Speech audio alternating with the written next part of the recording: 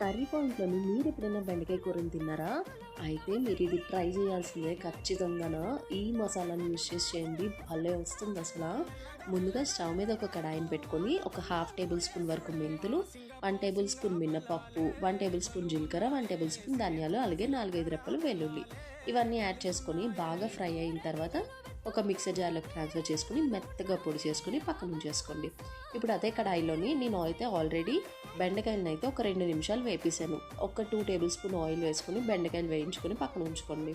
దాని తర్వాత ఇప్పుడు పోపు వేసుకొని ఉల్లిపాయలు వేగిన తర్వాత టొమాటోస్ని కూడా యాడ్ చేసేసుకోవాలి. ఇప్పుడు పసుపు, ఉప్పు, కారం వేసుకొని టొమాటోస్ బాగా మగ్గిన తర్వాత మనం వేపి పెట్టుకున్న బెండకాయల్ని కూడా యాడ్ చేసేసుకోవాలి.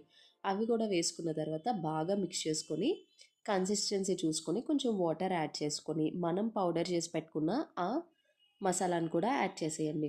మసాలాను కూడా వేసుకున్న తర్వాత మూత పెట్టి ఒక 4, 5 నిమిషాలు ఉడికిస్తే ఇల్లంతా గుమగుమలాడిపోతుంది వాసనతోని.